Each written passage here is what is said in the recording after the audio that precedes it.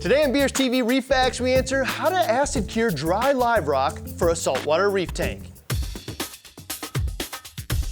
Hi, I'm Ryan, your host of BRStv. Reef FAQs is all about quick, straight-to-the-point answers to those questions reefers ask all the time. Today, we answer a pretty common question: how do I acid cure dry live rock to remove all the undesirable organics prior to cycling it for a reef tank? Acid curing is probably the most aggressive method of curing rock, and I'm going to say straight up the least safe of all of the methods, and there are very few instances where I'd recommend acid curing as necessary or even the best method for most goals. In most cases, something more targeted at removing organics like a bleach cure fits most reefers' needs. That said, there's a good portion of reefers who do acid cure rock, and there are some legit reasons to do it, so we'll answer 3 direct questions today. What is an acid cure? When is it appropriate to acid cure rock? And how to do it. Starting with what acid curing really achieves, many people think of acid as something that's going to directly attack or dissolve organics on the rock, but in reality, an acid cure is a pretty short period of time that's not likely to happen to the degree that most people think. What's actually going to happen is the acid is going to immediately start dissolving the surface of the calcium carbonate-based rock,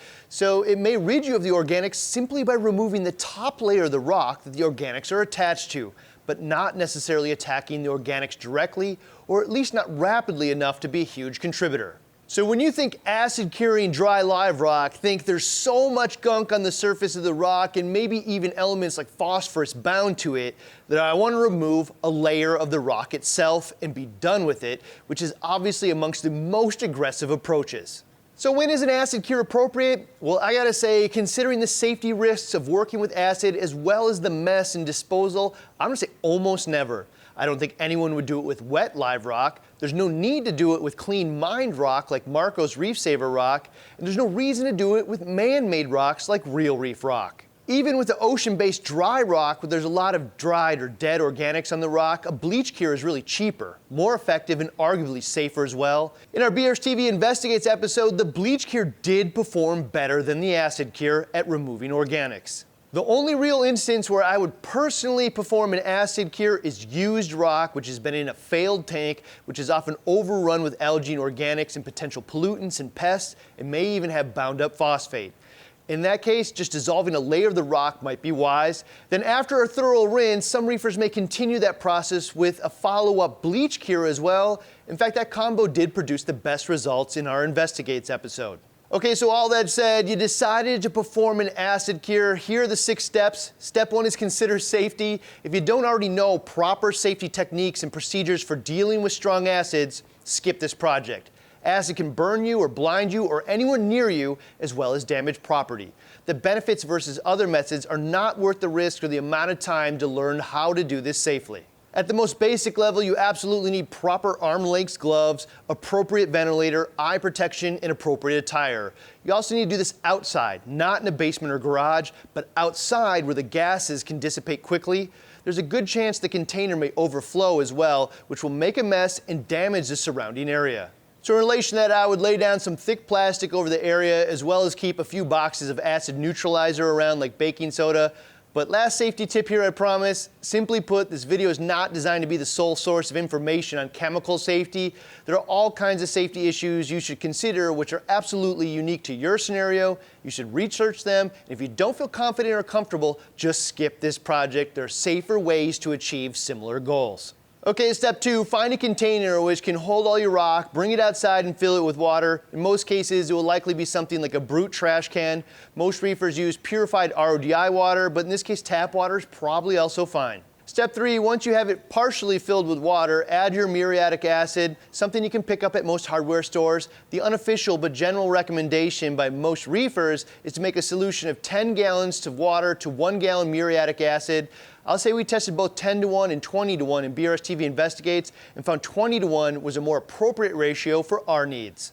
The thing to consider here is it isn't really a ratio of water to acid, but more so a ratio of acid to rock. I mean, the water really isn't doing much more other than making the process easier and safer. The rock is essentially buffering the acid, and the more rock you add, the more acid you need.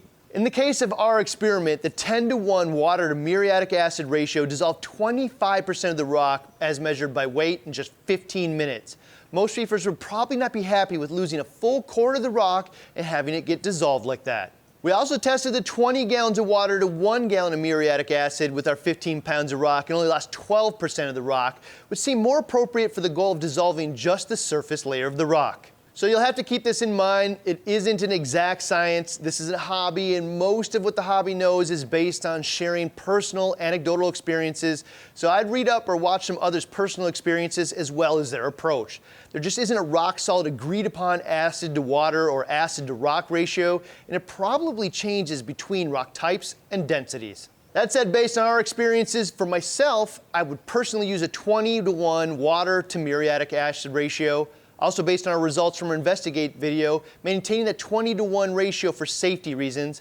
I think another way to think of that is a gallon of muriatic acid diluted in 20 gallons of water to 15 pounds of rock. Keep in mind, you can always add more acid, but not less. The last bit of it is when diluting the acid, make sure the water is in the storage bin first, and then you add the acid to the water and not the reverse.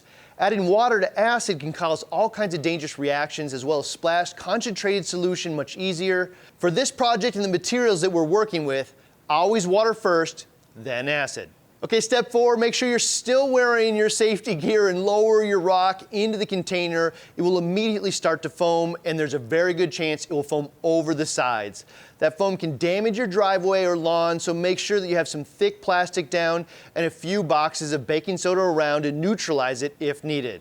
Step 5, wait 15 minutes and let the acid do its work, and then dump in a bunch of baking soda to neutralize the reaction and stop it from dissolving more rock. How much baking soda will depend on how much acid you used.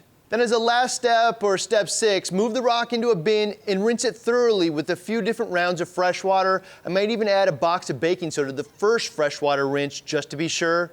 At that point, once you're confident the rock has been thoroughly rinsed, I'd let it dry out, and you can either bleach or natural cure the rest of the organics, or potentially just start the cycle.